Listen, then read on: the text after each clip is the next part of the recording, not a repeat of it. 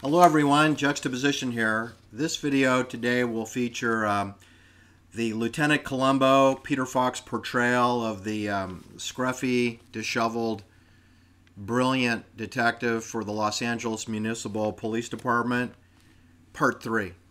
This will be Part 3. I'm using the Columbo television series for a couple reasons. Number one, it's my most favorite police detective murder mystery television show that I ever saw. It was my favorite.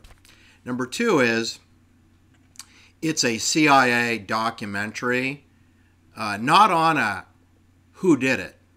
That format genre of Columbo is not the traditional police detective murder mystery, which follows a whodunit, whodunit, who committed the homicide murder.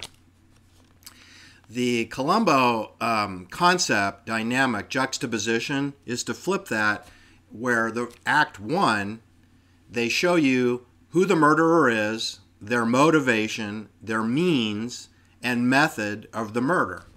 So that part is taken care of immediately in Act 1 of a Columbo format model. So what is the genre of the Columbo, the mystique? Well, it's not whodunit, because that's disclosed immediately. It's how to catch them. How catch them? How do you catch them? How do you catch the murderer? Because in the Columbo series, the murderers are generally higher than average IQ, and they always have a pretty much ironclad alibi. Always. So in order for Columbo to solve the case, he has to break the alibi. Now, he often has to resort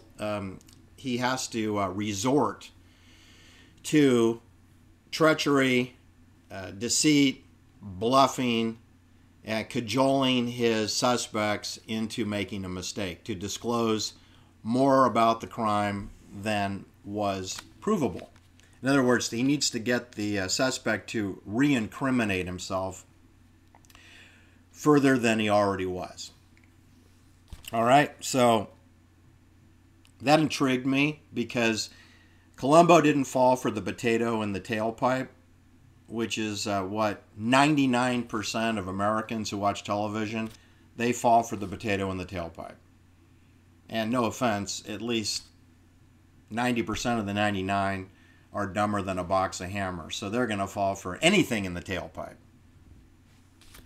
It's just sad but true. I mean, COVID has proven that if you were confused before, I think now you know.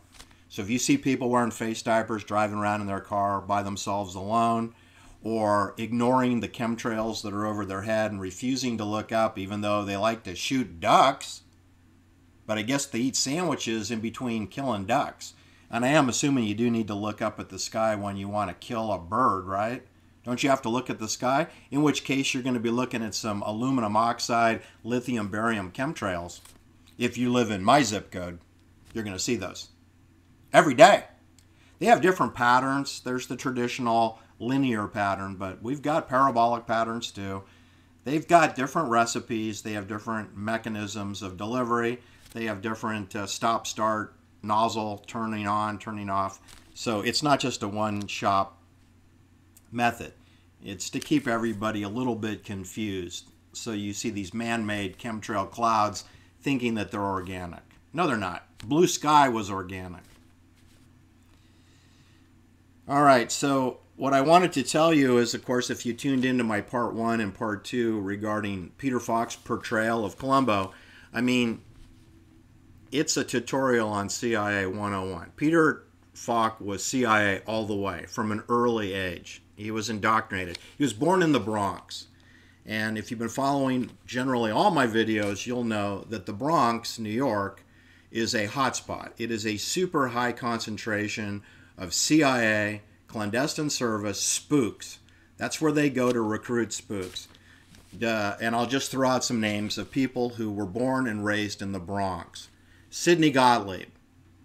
Sidney Gottlieb became a PhD in chemistry, attended Caltech in Pasadena, California, but he was born and raised in the Bronx. And he became the deputy director of MK Ultra in 1953 for the CIA. After Artichoke, and they had a number of other mind restructuring, prisoner dilemma game concepts.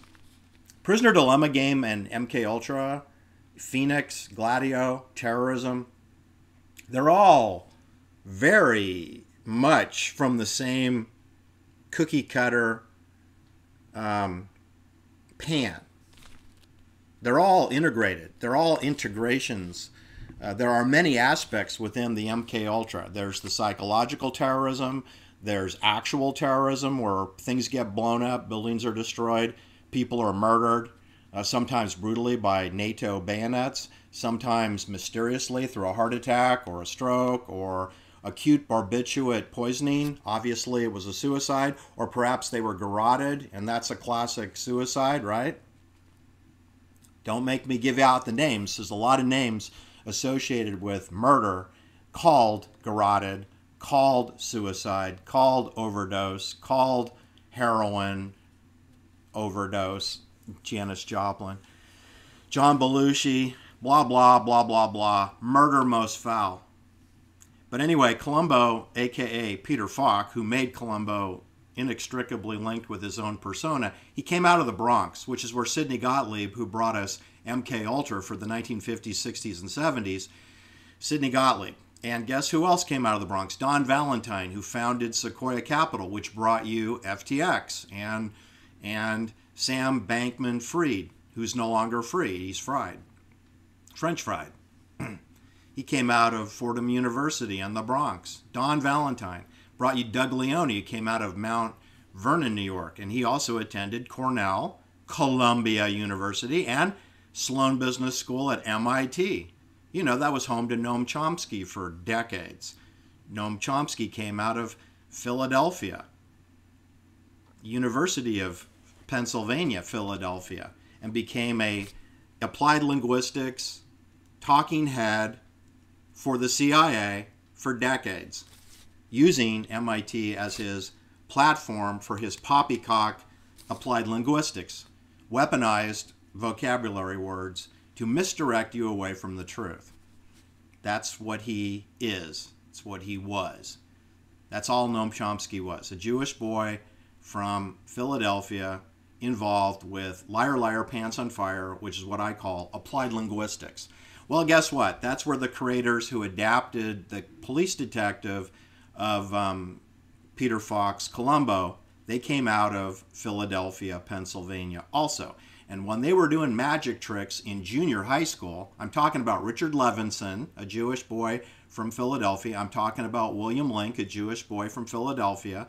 I'm talking about when they were doing magic tricks, which is the games of illusion and deception, there were detective plays, theater, and films. There was Charlie Chan. There was all kinds of different genres of the whodunit, whodunit, and even Columbo was created before William Link and Richard Levinson got into Hollywood.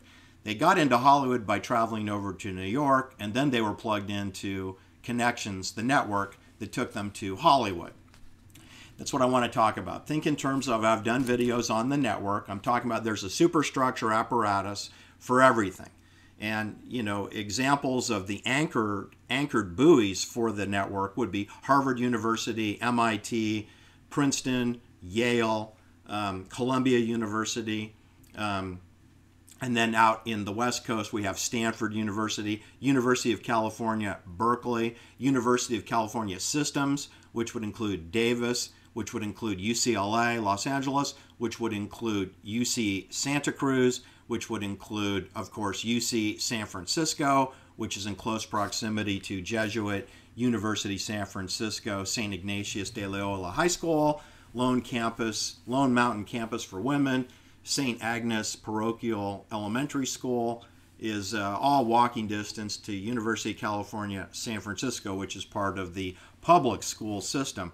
They're all plugged into a CIA clandestine service networks. The Jesuits, as well as the so-called agnostic public school system known as University of California. They're plugged into the Department of Energy, where they all receive billions of dollars in grants as is Stanford University, which is supposed to be the Leland Stanford Junior University. It's plugged into the Department of Energy in the United States Navy and receives money for prisoner dilemma games, linear accelerators, and whatever else goes on at weapons laboratories at Los Alamos in New Mexico and at Lawrence Livermore National Laboratory in Livermore, Alameda County.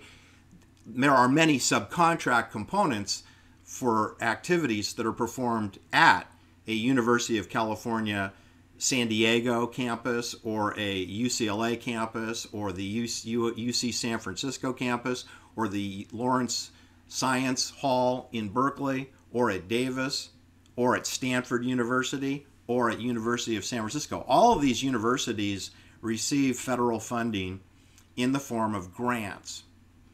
And that's part of a network. And that is another apparatus of the network is Hollywood.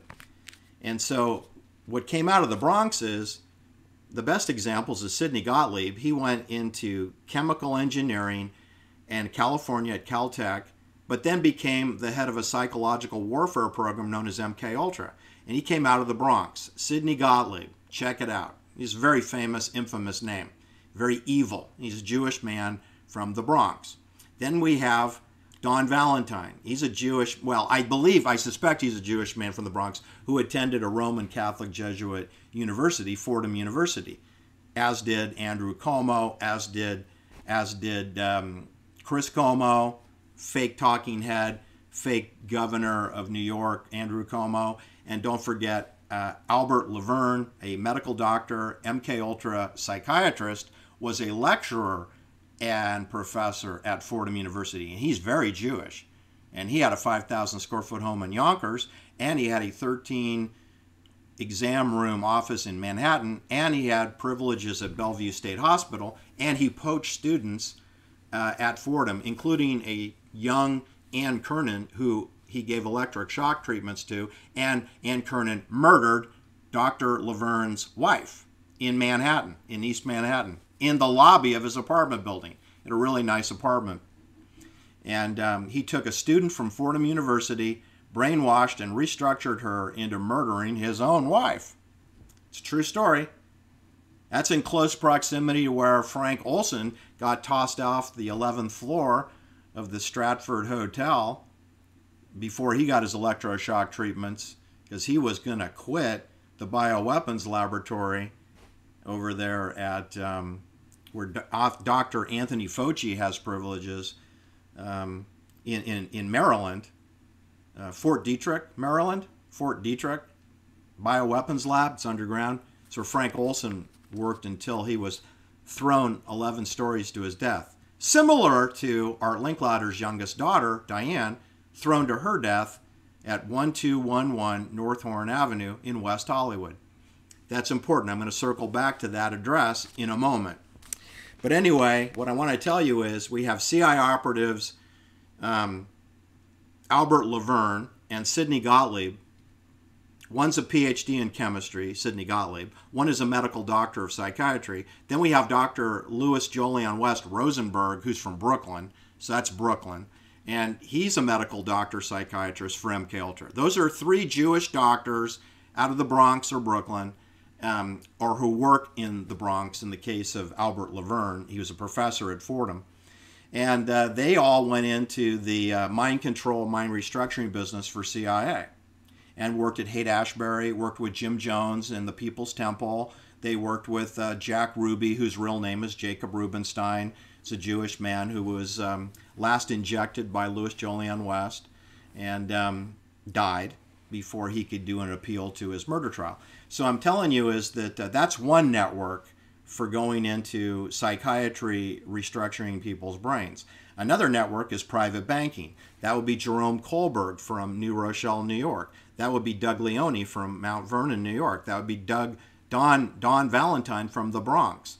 They went into private banking at Sand Hill Road, 2800 Sand Hill Road and 2750 Sand Hill Road. And they created companies such as KKR, Jerome Kohlberg, and Sequoia Capital, Don Valentine. And then I haven't forgotten Eugene Kleiner, who didn't come from the Bronx. He came from White Plains, New York, vis-a-vis Vienna, Austria, but he did end up through New York City and ended up starting Klein Perkins as part of Fairchild Semiconductor, which he was involved with, where he met Tom Perkins, a very odious character. Anyway, these knuckleheads emanated from New York, greater metro area, mostly close to the Bronx. Well, there's another network of the Bronx, and that's called Acting, the Actors Studio in New York, which is part of Columbia CBS, but they don't want you to think that they're associated with it. But they are. They provide free rent, free office space, free facilities for the Actors Studio. That's really where it got its start. And that would include John Houseman, not his real name. He's a Romanian Jewish gentleman. He was involved with the Actors Studio also. But anyway, Peter Falk was as well. Peter Falk was born in the Bronx. He was raised north, 20 miles north of the Bronx. But he attended a CIA indoctrination school, the New World School. And I'm not going to get into that. I've covered that in previous videos. But Peter Falk was indoctrinated from high school age into the clandestine services using the acting delivery system. You know, an actor is someone who presents themselves different than they truly are. And at this point, it's impossible to know who is Stephanie Powers, who is Peter Falk, or who was Peter Falk, who is Howard Stern, who is Joe Rogan, who really is Neil Young, okay, who is David Crosby. Nobody knows. They're all crisis actors. They're all spent an entire lifetime working for the clandestine services through Hollywood music, Hollywood television, Hollywood film. Once you're into that network, you're completely owned and controlled. And you should never believe anything that comes out of the pie hole of a Hollywood person, whether it's Tim Robbins, whether it is Oliver Silverstein Stone, or whether it's his son, Sean Stone. He went to Princeton, okay? His father went to Yale twice, okay? He worked in Saigon, outside the United States Embassy, teaching English. To who? To what children is he teaching English to? The children of the contractors who work for the CIA to set up the Vietnam War. That's who. Yeah, that's who. That's who you're teaching English to. So in other words, you work for the CIA, right? Oh, and then you become a dramatist and a successful Hollywood film producer, director, even though you say Hollywood doesn't agree with your content and won't finance your movies. Well, then how the heck do you get them distributed? How does Platoon or JFK or The Doors or Wall Street, how do those films get distributed if Hollywood doesn't agree with the content? And the answer is Hollywood does agree with the content. And Hollywood has the final cut on that content. And that is the clandestine services that I'm talking about when I say Hollywood. I'm talking about the CIA. Social engineering, applied linguistics, messaging, fake history, fake drama. That's what Peter Falk is. Peter Falk is Jewish. He spent his entire lifetime being portrayed as an Italian. He's not Italian. What a great actor he was. What a great actor. I mean, he punked me. He punked me good. He's not Italian. He's Jewish. He's a Jewish man who plays an Italian. Oliver Silverstein is a Jewish man who was portraying a New Age Buddhist. He's Buddhist. It's just a game. They're actors. They're acting. Don't fall for this social media crap. Okay, so you know, if I tell you there's chemtrails overhead, I am not joking. Okay, and if you don't believe me, go check it out. I always tell my viewers, go do your own research. All right. Because maybe I'll be like someone from Hollywood, you know, without the paycheck. I mean, they're not paying me. So I'm going to hone in now after this 19-minute tirade on the network, the networks within the network. But there's really one network that's controlled by the bankers, and they control the corporations, the college of the corporations, which run our planet, okay? They run our planet. Because we don't have a democracy. There is no America. There are no peoples of the world. There's no ideology. There are fake ideologies and there are fake peoples. But there's just the individual, which is clearly under threat with all these mandates and ultimatums and herding of the sheep toward a central bank digital currency, which is the #1 pacification and control technique ever deployed by these satanic, creepy men in a conference room. They want to control you by denying you access to your money or granting you access in the form of a privilege. Because Americans are so delusional, they think that we have human rights. You do not have human rights. You have privileges. Privileges can be taken away, or they can be bestowed and granted. And so the people that are wealthy are under the delusion that they're a special category of citizens that can go on vacations and get travel visa status. But their privileges can be revoked like that. Yeah. And they're going to get a big education on that. I think Goldman and Sachs employees and Google employees are getting that message right now, along with Amazon employees, because they were always told that they're part of a family, except now they're being tossed to the curb, kicked to the curb in the form of a layoff, because those companies are all getting rid of 5 to 10% of their workforce because they don't need them anymore. Once the prison is built, you don't need perimeter fence line construction workers. When you build the prison, you need a lot of people to help you. But once it's done, you only need a minimal staff to run the prison. Because everybody knows in the prisoner dilemma games, the prisoners run the prison. The prisoners bring the meals to the people in the concrete cells, not the guards. The guards don't bring your food. The prisoners bring the food to the prisoners. The prisoners are running the prison. And that doesn't cost any money. It's part of the prisoner dilemma game. It's actually a privilege to get you out of your concrete closet to work in the kitchen. If you want to call it a kitchen, I wouldn't call anything that comes out of that room anything to do with the culinary arts, okay? All right, so anyway, what I wanted to tell you is Peter Falk came out of the Bronx. So did Don Valentine, one of the elite premier bankers in the world that no one knows. And so did Jerome Kohlberg. He came out of New Rochelle, New York. And that is where Albert Laverne worked at Fordham University, poaching his students. And that is in close proximity to where Stanley Kubrick came out of. And that is in close proximity to where Sidney Aaron Patty Shakowsky came out of. He actually came from the Bronx. Sidney Aaron Patty Shakowsky, who died at age 58. He's a playwright, screenwriter. He wrote the masterpiece, The Network, starring William Holden and Robert Duvall and Peter Finch, who's a graduate of the London Academy of Dramatic Art, if I had that right. The London Dramatic Academy of Art. Maybe that's how the word is. Anyway, the point is that the Actors Studio of New York, the London Academy for the Art, the Pasadena Playhouse in California, there's similar setups in Toronto and Montreal, Canada. There are similar setups in San Francisco, all major urban areas, Chicago also. They have these places to recruit CIA clandestine service operatives, and everybody thinks they're acting schools. But see, if you're going to be a spook, you're going to take on an identity that's different than who you are. Peter Falk took on the identity of an Italian actor when he really was a Jewish spy, spook, in the social engineering business, and he was managed by Philip Saltzman, another Jewish gentleman who was the executive producer of Columbo, Philip Saltzman of UCLA, and he's another Jewish gentleman, and he came to Los Angeles via Mexico City, I believe. Anyway, Richard Levinson, who died mysteriously at age 52, is a very confusing story.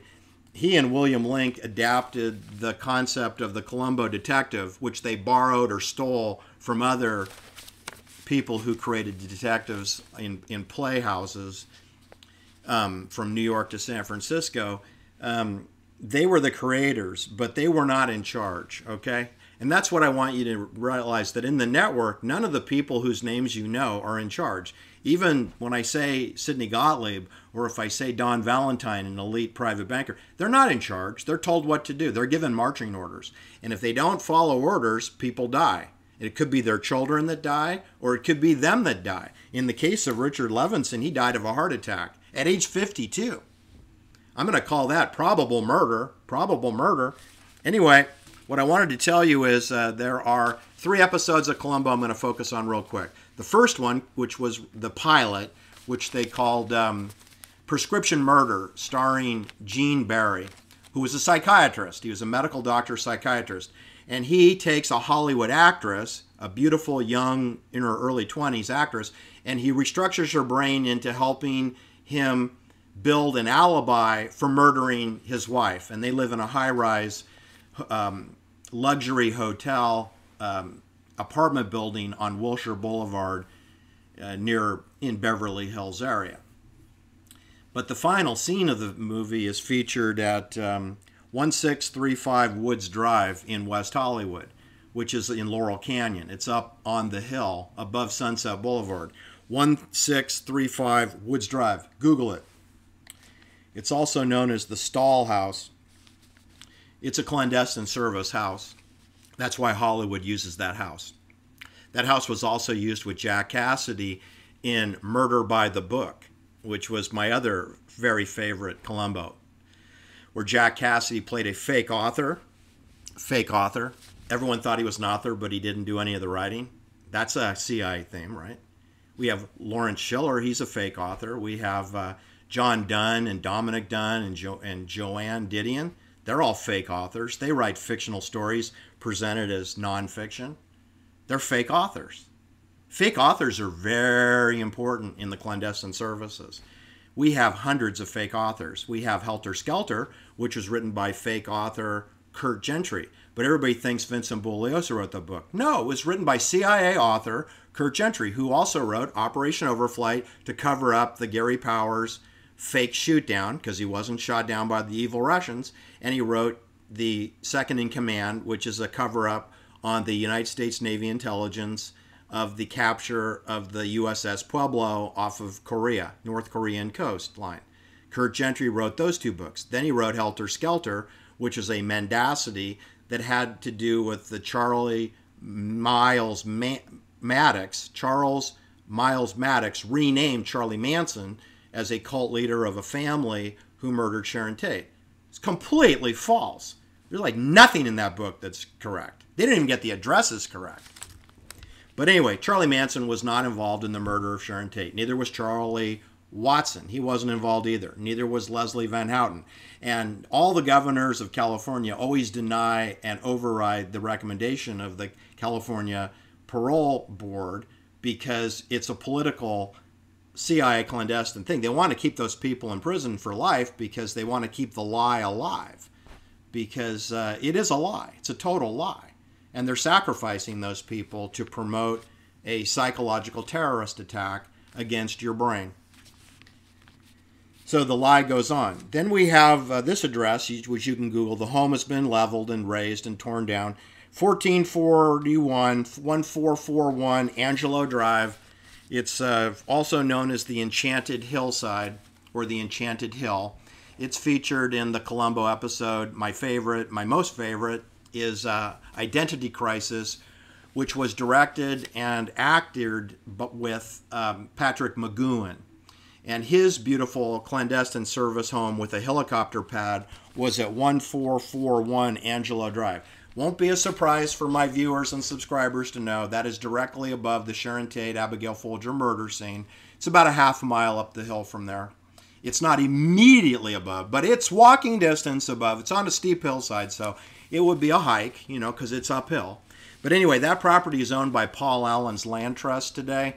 Previously, it was always owned by oil and mining interest, gajillionaires, meaning it's part of the military complex. That entire Benedict Canyon is owned by the military complex, okay? And they don't just own the home where Sharon Tate was murdered and hung by a rope attached to Tom Coomer, who everyone thinks is Jay Sebring. It's not just that house, okay? It's the 11 houses in the perimeter of that area. It's a doppelganger twin identical house, 300 feet down the hillside at 10048 Cielo Drive, which is actually on Cielo Drive.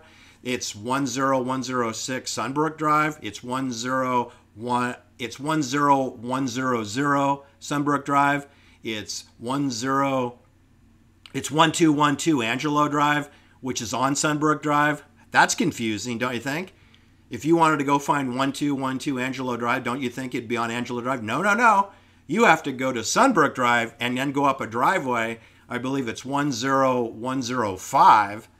And then you'll come to 1211 Angelo Drive, which has a walkway to Angelo Drive. But no one can park there. And if you stopped your car, you get yelled at because it's real narrow. And I can assure you, no UPS packages are delivered on that foot trail to 1212. That you have to go onto Sunbrook Drive. You've got to borrow the driveway belonging to a home on Sunbrook. Anyway, all those homes are clandestine controlled, which means you know it was a clandestine NATO murder because they control the perimeter. And all professional killings always control the entry and exit to the murder. Always. They did it My Lai. They controlled the perimeter at the My Lai massacre. And the Sharon Tate murder scene is a miniature version of the My Lai massacre. They only killed 5 people on that property. At My Lai, they killed 504, mostly women and children, many of whom were pregnant.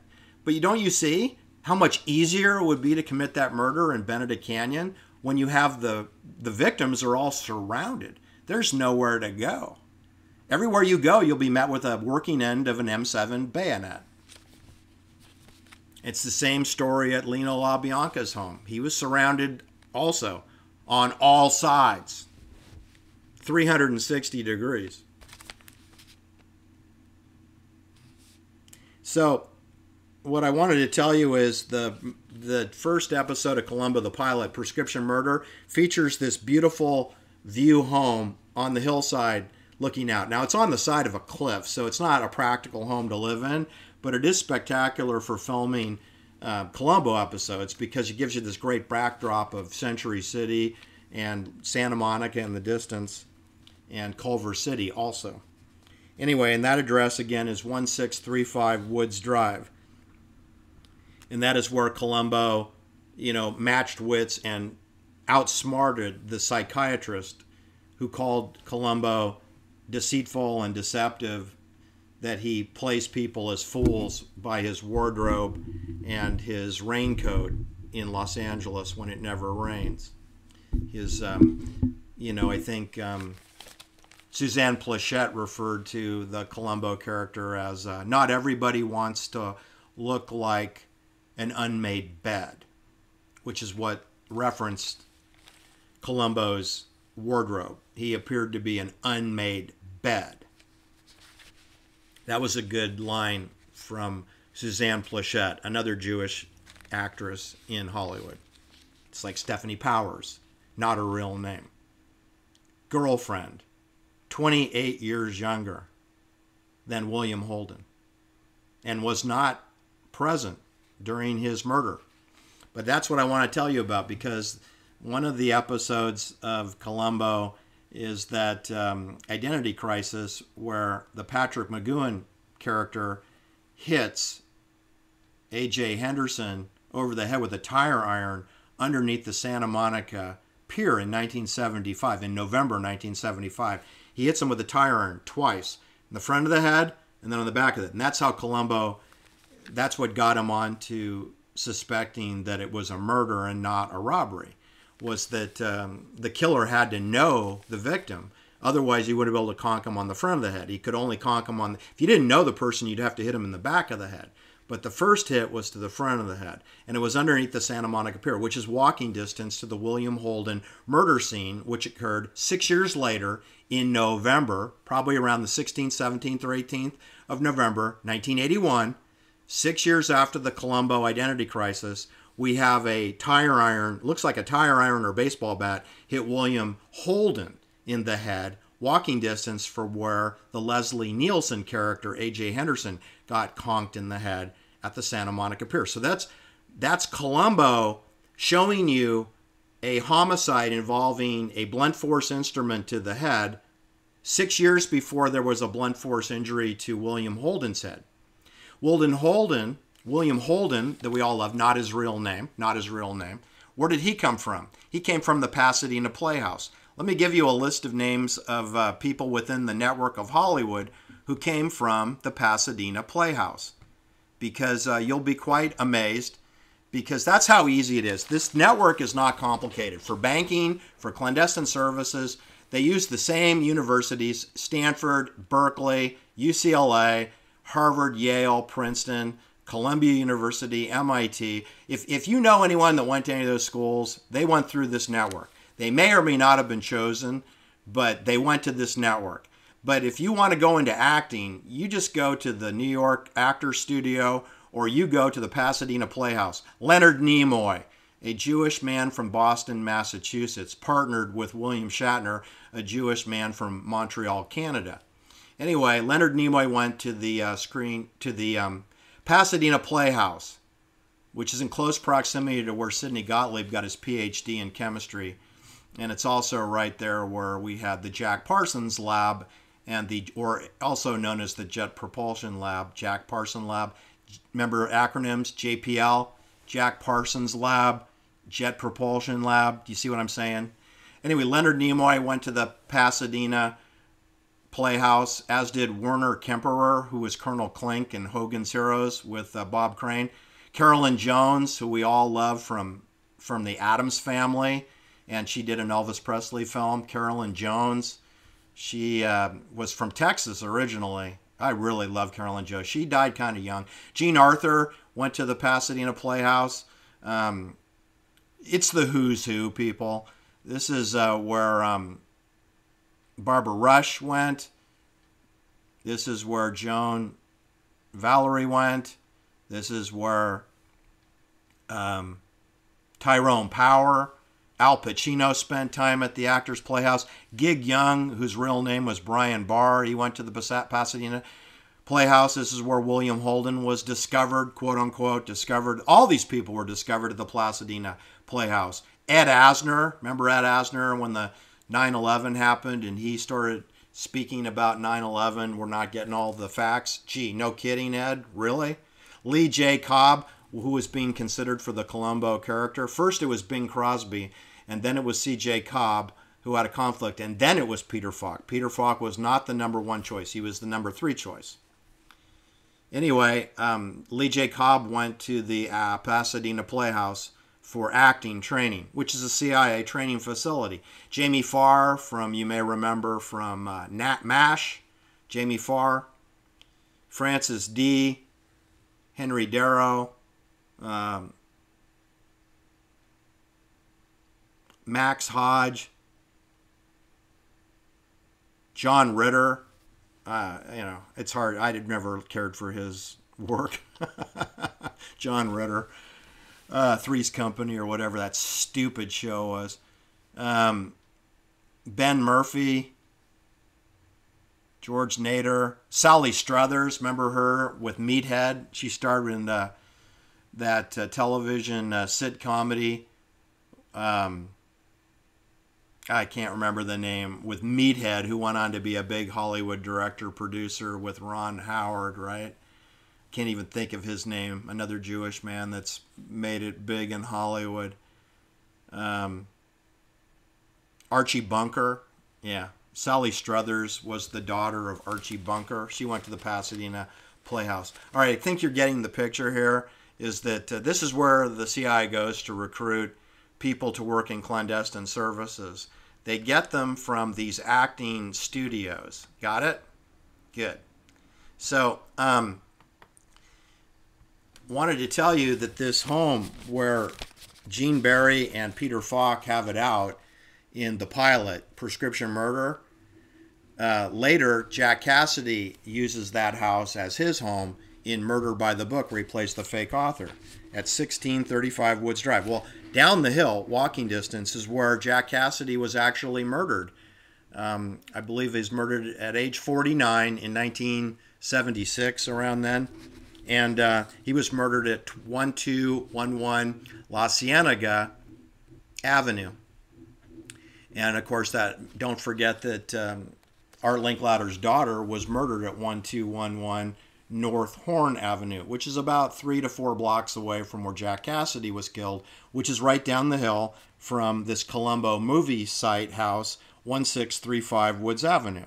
You should also know that in close proximity to that address, Connie Monty was also killed at 1211 North Horn Avenue in her bed in her apartment there. After she returned from Diane Linklater's funeral, she was murder-suicided at 1211, where Diane Linklater was murdered 4 days before, with Ed Durston in her kitchen baking cookies on a Saturday morning. Then Connie Monty is killed in the same building that Ed Durston has an apartment, because it's a CIA apartment building. And the police did suspect that Ed Durston was the murderer. His name appeared in Abigail Folger's Black Book. They gave him 2 polygraph tests, which I believe he flunked. And then no arrest was made, because he works for CIA. And I'm pretty sure he killed Art Linklater's daughter. And I'm pretty sure that he killed Connie Monty. And he killed Carol Wayne. Carol Wayne, the matinee lady from Johnny Carson. He killed her in the 1980s. Carol Wayne, who's the same age as Ed Durston. Anyway, I'm just telling you that that's all below the house that Columbo appeared in Murder by the Book and Prescription Murder. And then Dominic Dunn's daughter, Dominique Dunn, was murdered in that neighborhood. Lindsay Perlman was murdered in that neighborhood. Rebecca Schaefer was murdered in that neighborhood. Robert Thomas Decker was strangulated and garroted in that neighborhood. Jack Cassidy was murdered in that neighborhood. Inger Stevens was murdered in the neighborhood.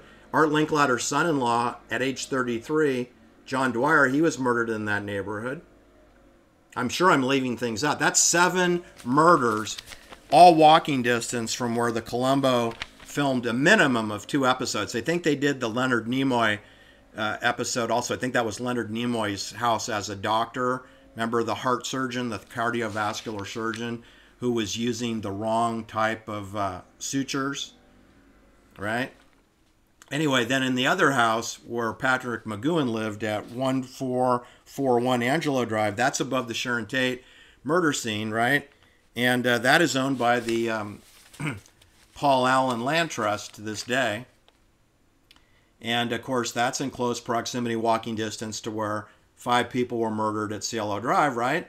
And then down the hill from that is Walt Disney's home at 355 North Carrollwood, and walking distance from the Walt Disney 35,000 square foot house is where Peter Falk actually lived. He lived below the Sharon Tate murder scene, and he lived on the same street as Lucille Ball, Jack Benny, Spencer Tracy, Ira Gershwin, George Gershwin,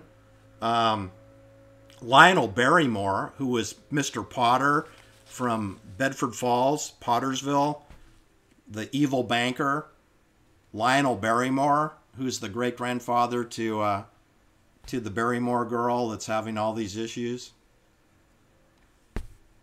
Can't even think of her name. Anyway, that's the street that Jimmy Stewart lived on, Peter Falk lived on. That's creepy as heck, don't you think? They actually have sidewalks on Roxbury Drive. But if you were successful in Hollywood and you could live anywhere you wanted, why would you want to live on the same street as people you work with? Why would you want to be the next door neighbor of Lucille Ball, Jack Benny, Jimmy Stewart, Lionel Barrymore, Spencer Tracy, whose home was taken over by Agnes Moorehead, who had to attend the fake wedding reception for Roman Polanski and Sharon Tate, who never got married. They had a fake Hollywood marriage. And there's Lawrence Harvey, who appears with Angela Lansbury in Manchurian Candidate, and he dies at age 45. And Agnes Moorehead, she appeared in the first Columbo in San Francisco in 1962 with Joseph Cotton, where Agnes Moorehead was the murder victim, and Joseph Cotton was the murderer. And they did that Columbo episode in San Francisco in 1962. And she's Peter Falk's neighbor. And in close proximity to where Elizabeth Montgomery lives on Benedict Canyon Drive, off Benedict Canyon Drive in a cul-de-sac, walking distance from Peter Falk's house and walking distance from Agnes Moorehead's house. Remember, she played a witch, like the Wicked Witch of the West or the Wicked Witch of the East, Evelyn, and evil. The Wicked Witch of the West is evil, and the Wicked Witch of the East is Evelyn. And Agnes Moorehead played that witch, and she attended the Sharon Tate fake phony wedding reception, and she's Peter Falk's neighbor, and she lives down the hill from where Sharon Tate was murdered. Yeah. Why are they living in a barracks for spooks? It's a spooks barracks. Jimmy Stewart, he works for the CIA, OSS. Okay? Lucille Ball, Jack Benny, Spencer Tracy, Agnes Moorehead, for sure she works for CIA. Peter Falk, he works for CIA. You know, the Gershwins, they work for CIA. I'm not even mentioning all the actors and directors like Jeff Franklin, who lives on the Sharon Tate murder scene today. They all live in barracks like Sharon Tate's father lived in officer housing next door to Nancy and Paul Pelosi in Presidio Heights. He lived in officer barracks housing for spooks. He's Army intelligence. He lives in Spooksville housing. As did Jose Menendez. Before Jose Menendez was murdered at 722 North Elm Drive, Elton John lived there. And before he lived there, Michael Jackson lived there. And after they cleaned up the bloody mess after Kitty and Jose Menendez got professionally murdered, then William Link of the Columbo series moved in. Because it's officer housing for spooks. And William Link is a spook. He works for Hollywood CIA. And Richard Levinson, he must have committed some kind of a crime because he died at 52. All right, that's my point for today, people, is that the Columbo is telling you the techniques, methods used in the crimes. They tell you that in Act 1. But then through the rest of the Columbo series, he's indirectly telling you how the clandestine services can fool you, how easy it is to fool people. Well, Peter Falk fooled me. I thought he was Italian. Turns out he's a Jewish boy, Hungarian and Polish Jewish ethnic roots from the Bronx. So congratulations, Peter Falk. You got me. You got me. Thanks for listening. Hit the like and subscribe.